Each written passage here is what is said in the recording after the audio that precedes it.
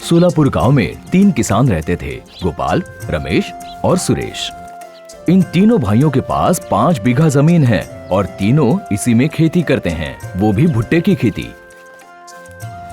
अब फसल का देखरेख का समय चल रहा है, इसीलिए एक भाई रमेश भुट्टों को पानी दे रहा है, सुरेश खेत में उगी हुई घास को काट रहा है और तीसरा बंधु गोपाल फसल को कीटनाशक दे रहा है।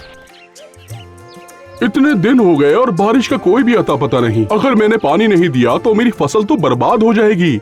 और देखो कि बाकियों की फसल तो कितनी अच्छी तरह से उग रही है।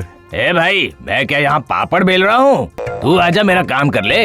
अगर फसल को कीटनाशक नहीं दिया ना तो सारी मेहनत पानी में चली जाएगी, समझा? तेरी बात को मैं समझता हूँ गोपाल, लेकिन देखो सुरेश क्या कर रहा है। वो तो कब से घास ही काटे जा रहा है।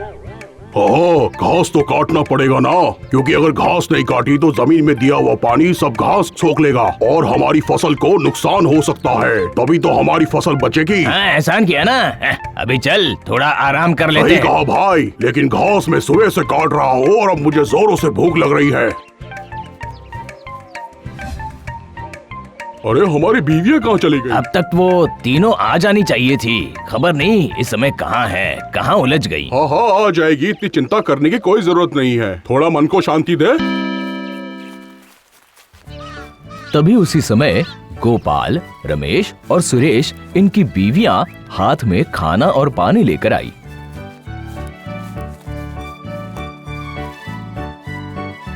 देखिए, मुझे आज कुछ बोलेगा मत, मुझे खाना बनाने में थोड़ी देर ही हो गई। हाँ। भाग्यवान, गोपाल की बीवी तो खाना बनाते बनाते देरी कर देती है, पर तुम्हें देरी क्यों हो गई? बताओ जरा। अरे मैं अकेले थोड़ी चली आती यहाँ पे। अब मैं तो इन दोनों का इंतजार कर रही थी यहाँ पे आने के लिए। अच्छा, ज्यादा बात करने से बहुत बात बढ़ेगी। चलो अब खाना खाते हैं। अब खाना खा के मैं वजन बढ़ाता हूँ ताकि मैं खेत में जम के काम कर सकूँ। हाँ, अब जल्दी से हाथ धोकर खाना खा लीजिए। आपने सुबह से चाय पी है, इतनी देर से खाना नहीं खाया, अब तो आपके पेट में चूहे दौड़ रहे होंगे। अरे मेरे पेट में चूहे नहीं, हाथी दौड़ रहे हैं, हाथी। अरे रे, बहुत भूख लगी है, जल्दी से खाना लाओ, खाना।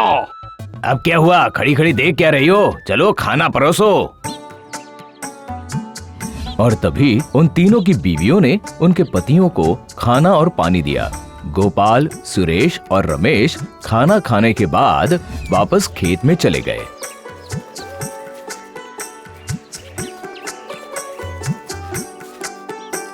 फिर धीरे धीरे उनकी फसल पक गई। सुन, लगता है भुट्टो को काटने की बारी आ गई है, क्योंकि ये अब ज्यादा पक गए हैं, इसीलिए इसी समय काटना चाहिए। ठीक कहा गोपाल, पके हुए भुट्टो को ज्यादा दिन रखना नहीं चाहिए। मैं सारे भुट्टो को निकालने की तैयारी करता हूँ, तुम भी मेरे साथ चलो, देरी मत करो।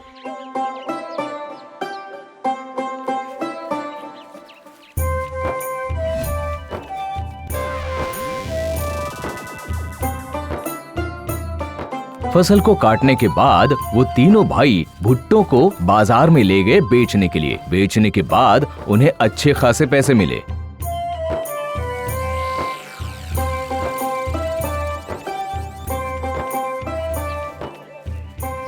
बताओ तो आज कितने पैसे मिले हमें?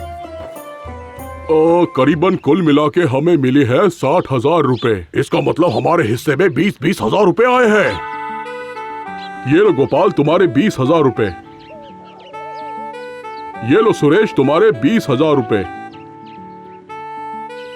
और ये बचे हुए 20,000 रुपए मेरे। ठीक है, तो चलो अपने घर चलते हैं।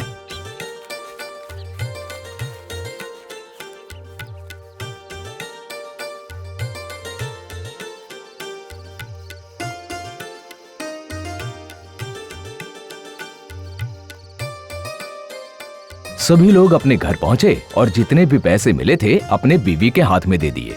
बीवियां पैसे देखकर खुश हो गई। अरे बाप रे, आप कितने सारे पैसे लाए हैं। ये पैसे मैं घर पर ही रखूंगी। संभल कर रखना पैसे, इधर उधर खर्च मत करना, क्योंकि अगले साल हम तीनों भाई एक जमीन और खरीदने वाले हैं। तब तो हम लोग बहुत बड़े लोग हो जाएंगे और हमारा घर भी बड़ा हो जाएगा। हाँ। बिना कुछ काम किए बेकार के सपने नहीं देखना चाहिए भगवान। बेकार के सपने मत देखो। जिस दिन 1 लाख रुपए कमाऊंगा उसी दिन ये सारी बातें करूंगा। आज चलो, अब मुझे भूख लगी है, कुछ खाने को दो। अच्छा, दे रही हूँ बाबा, दे रही हूँ। इस तरह सबका सही से जीवन कट रहा था। लेकिन गोपाल की बीवी के मन में कुछ और ही चल रहा था।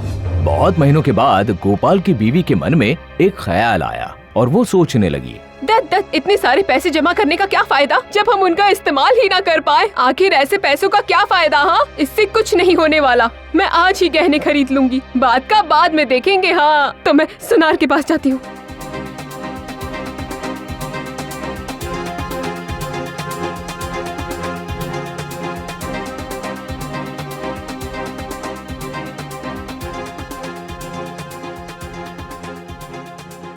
भैया मुझे एक अच्छा सा हार दिखाइए तो। हाँ, दिखा दो। और मुझे कान के झुमके भी दिखाना।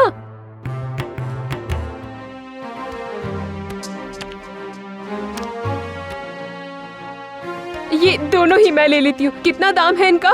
1700 रुपए। ये लीजिए गहनों के बदले पैसे।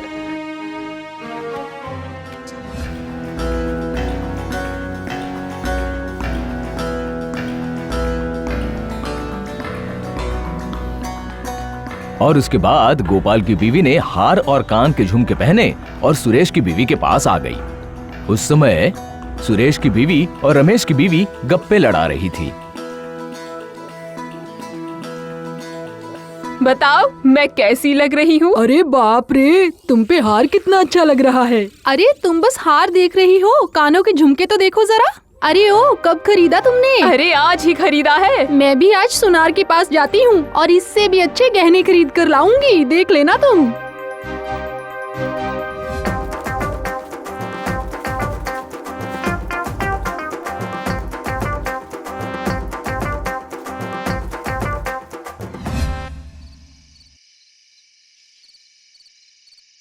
क्या हुआ? गहना ही तो खरीदा है ना। ये बताइए मैं कैसी लग रही हूँ? बहुत सुंदर लग रही हो, पर मैंने कहा था ना तुम्हें पैसे यहाँ वहाँ खर्च मत कर देना। ये क्या किया ये तुमने? कैसी बात कर रहे हैं? आपके पैसे क्या मेरे पैसे नहीं है? बिल्कुल बिल्कुल, मैं हम दोनों के लिए तो कमाता हूँ, लेकिन हमारी 3 महीनों की बचत तुमने एक दिन में उड़ा दी। भगवान, ये क्या बात हुई? ये गलत है। जी मुझसे गलती हो गई। गलती? क्या तुम्हारी गलती से मैं अचार डालूं? मुझे अपने पैसे पूरे चाहिए, समझी? मैं कह रही थी आज ही तो गहने खरीद कर लाई हूँ, तो क्या आज ही वापस कर दूँ उसको? वो सब मुझे नहीं पता। मैं तुम्हें पैसे देता हूँ कि ताकि तुम पैसे संभाल कर रखो। तुम्हें पता है, इन पैसों से हम तीनों भाई जमीन खरीदने वाले थे। ये पैसे गहनों के लिए नहीं है।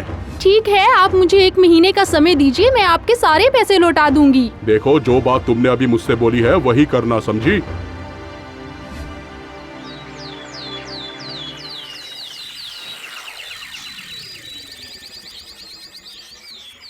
अब बोलना मत, कहने की भी कोई हद होती है। सही कहा तुमने।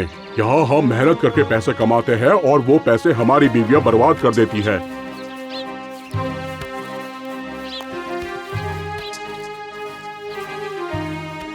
सुनिए, हम लोगों ने कुछ विचार किया है। क्या विचार किया है? हम तीनों मिलकर एक साथ 3 दुकान खोलेंगी। किसकी दुकान? भुट्टे की दुकान। आप लोगों को बाहर भुट्टा बेचने की जरूरत नहीं पड़ेगी। हम आप लोगों से भुट्टा खरीदेंगे, आपसे खरीद कर उसको आगे बेचेंगे। लेकिन तुम हमें उन भुट्टों के पैसे कैसे दोगी? पहले दिन आप लोग हमें भुट्टे उधार में दोगे, फिर हम उन्हें बेचकर दूसरे दिन आपको पैसे वापस लौटा देंगे और जो फायदा होगा अपने पास रख लेंगे। ठीक है, फिर तुम अपना काम शुरू करो।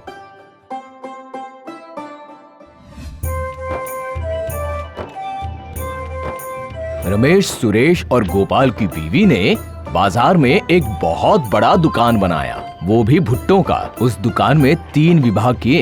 एक भाग में कच्चे भुट्टे बेच रही थी गोपाल की बीवी। भुट्टा ले लो, भुट्टा, ताजा भुट्टा, अच्छा भुट्टा, खाने में बहुत ही टेस्टी है। भुट्टा ले लो, भुट्टा। भुना हुआ भुट्टा 15 रुपए, भुना हुआ भुट्टा 15। दूसरे विभाग में भुने हुए भुट्टे बेच रही थी रमेश की बीवी। ले जाइए 15 रुपए, भुना हुआ भुट्टा 15 रुपए। नमक मिर्ची नींबू लगाकर भुट्टा 25 रुपए। ले तीसरे भाग में नमक मिर्च और नींबू लगा के भुट्टे बेच रही थी सुरेश की बीवी। मिर्ची नींबू लगाकर। एक मुझे गर्मा गर्म नमक मिर्ची लगा के भुट्टा देना तो। मुझे 3 कच्चे भुट्टे चाहिए, घर ले जाकर भून के खाऊंगा।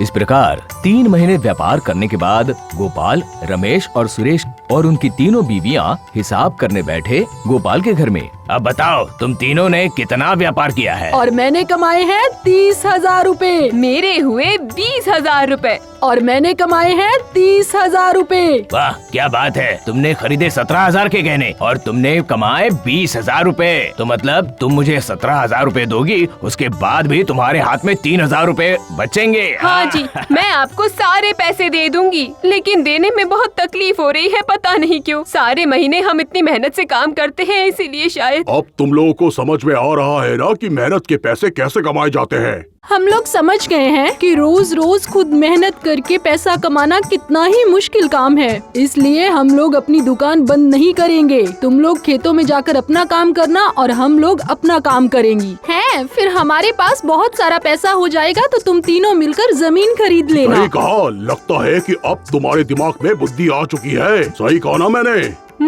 सब करेंगे मिलके काम, मिलेंगे हमें अच्छे दाम। इस प्रकार से तीनों किसानों की बीवियां धीरे धीरे अपना कारोबार बढ़ाने लगी। गोपाल, सुरेश और रमेश तीनों ने ही बहुत बड़े मकान बनाए और तीनों भाइयों ने कुछ सालों बाद बहुत बड़ी जमीन खरीदी और तीनों भी बड़ी शांति से अपना जीवन व्यतीत करने लगे।